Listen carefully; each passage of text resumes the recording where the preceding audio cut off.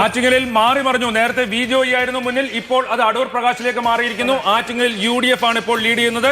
ഇതിന്റെ തുടക്കത്തിൽ V Joy lead ചെയ്തിരുന്നു ചെറിയ വോട്ടിന്, പക്ഷേ ഇപ്പോൾ അടൂർ പ്രകാശാണ് 154 വോട്ടുകൾക്ക് ലീഡ് ചെയ്യുന്നത്. മാവേലിക്കരയിൽ CA അരുൺകുമാർ ലീഡ് ചെയ്യുന്നു 254 വോട്ടുകൾക്ക്. ET മുഹമ്മദ് ബഷീർ പൊന്നാനിയിൽ, മലപ്പുറത്ത് ലീഡ് ചെയ്യുന്നു. നോക്കൂ, നമുക്ക് കൊല്ലത്ത് ഇപ്പോഴും മുകേഷ് ലീഡ് ചെയ്യുന്നതായി കാണാം. ചാലക്കുടിയിൽ LDF ലീഡ് എടുത്തിരിക്കുന്ന സവിശേഷമായ സാഹചര്യം. ചാലക്കുടിയിൽ C രവീന്ദ്രനാഥ് ലീഡ് എടുക്കുന്നത് നമ്മൾ കാണുന്നു.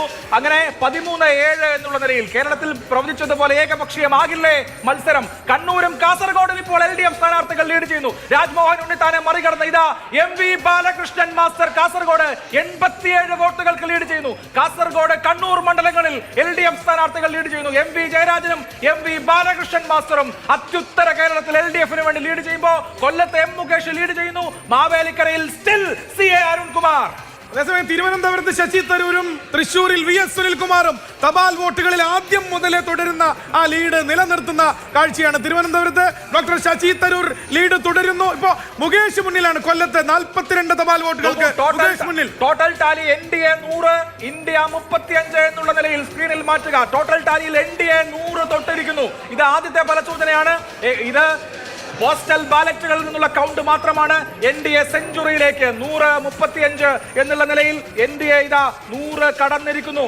ആലത്തൂർ മണ്ഡലത്തിൽ LDF സ്ഥാനാർത്ഥി സമാജ്വാദി പാർട്ടി അധ്യക്ഷൻ അഖിലേഷ് യാദവ് കനൌജിൽ മുന്നിട്ട് നിൽക്കുന്നു. 12-8 LDF 8 സീറ്റുകളിൽ ലീഡ് എടുത്തിരിക്കുന്നു. കാസർഗോഡ് CPM-ൽ നിന്ന് പിടിച്ചെടുത്ത മണ്ഡലത്തിൽ ഇപ്പോൾ ഉണ്ണിത്താൻ പിന്നിലാണ്. അവിടെ MV ബാലകൃഷ്ണൻ ലീഡ് എടുത്തിരിക്കുകയാണ്.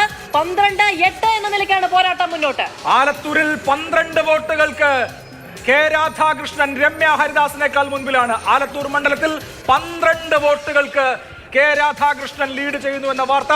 മെയിൻപുരിയിൽ ഡിംപിൾ യാദവ് അഖിലേഷിന്റെ ഭാര്യ ലീഡ് ചെയ്യുന്നു. സമാജ്വാദി പാർട്ടിയുടെ കുടുംബ മണ്ഡലങ്ങൾ, ഫാമിലി പോക്കറ്റ് ബറോകൾ അവർക്ക് നഷ്ടപ്പെടില്ലേ? തിരിച്ചു പിടിക്കുമോ? പലതും പ്രസ്റ്റീജ് പോരാട്ടങ്ങളാണ്. മെയിൻപുരിയും അതേപോലെ കനൌജും അവരുടെ കുടുംബ മണ്ഡലങ്ങളാണ്. രണ്ടിടത്തും SP മുലായം സിംഗ് യാദവിന്റെ മകനും മരുമകളും രണ്ടിടത്തും തപാൽ ബാലറ്റിൽ ലീഡ് ചെയ്യുന്ന വാർത്ത. ഇന്ത്യ മുന്നണിക്ക് ഇതൊരു ശുഭകരമായ തുടക്കമാകുമോ? NDA 103, ഇന്ത്യ മുന്നണി 40. LDF-ന്റെ ലീഡ് നില 9 സീറ്റിലേക്ക് ഉയർന്നിരിക്കുന്നു. 9 ഇടത്ത് ഇപ്പോൾ LDF ലീഡ് ചെയ്യുന്നുണ്ട്. UDF 11 പത്തനംതിട്ടയിൽ TM തോമസ് ഐസക് ലീഡ് ചെയ്യുന്നു. പത്തനംതിട്ടയിൽ TM തോമസ് ഐസക് 125 വോട്ടുകൾക്ക് ലീഡ് ചെയ്യുന്നു. അതേസമയം മലപ്പുറത്തും പൊന്നാനിയിലും UDF തുടക്കം മുതലേയുള്ള ലീഡ്, സ്വാഭാവികമായ ലീഡ് നിലനിർത്തുകയാണ്. തപാൽ വോട്ടിൽ യഥാക്രമം ET മുഹമ്മദ് ബഷീർ 269. അതേസമയം അപ്പുറത്ത് പൊന്നാനിയിൽ അബ്ദുൾ സമദ് സമദാനിയും ലീഡ് തുടരുകയാണ്. ആലപ്പുഴയിൽ KC വേണുഗോപാൽ 755 വോട്ടുകൾക്ക് LDF-ന്റെ സംസ്ഥാനത്തെ ഏക സിറ്റിംഗ് സീറ്റിൽ ഇതാ കോൺഗ്രസിന്റെ സംഘടനാ ജനറൽ സെക്രട്ടറി KC വേണുഗോപാലിന്റെ പടയോട്ടം. 745 വോട്ടുകൾക്ക് KC. തിരുവനന്തപുരവും തൃശൂരും NDA ഏറ്റവും കൂടുതൽ പ്രതീക്ഷ വെക്കുന്ന 2 മണ്ഡലങ്ങളിൽ ഇതുവരെ ഒരനക്കവും ഉണ്ടായിട്ടില്ല. ശശി തരൂരിന്റെ കോട്ട അങ്ങനെ തന്നെ നിലനിൽക്കുകയാണ്. തുടക്കം മുതൽ ലീഡ് VS സുനിൽകുമാർ. തൃശൂരിൽ അദ്ദേഹം തിടം പേറ്റി തുടങ്ങുകയാണ്. VS സുനിൽകുമാർ തന്നെയാണ് തുടക്കം മുതൽ മുന്നിൽ. NDA 115 സീറ്റിലേക്ക് എത്തുന്നു. ഇന്ത്യ മുന്നണി 40 സീറ്റിലേക്കും. NDA 115 സീറ്റിലേക്ക് എത്തുന്നു. ഇന്ത്യ മുന്നണി 40 സീറ്റിലേക്കും.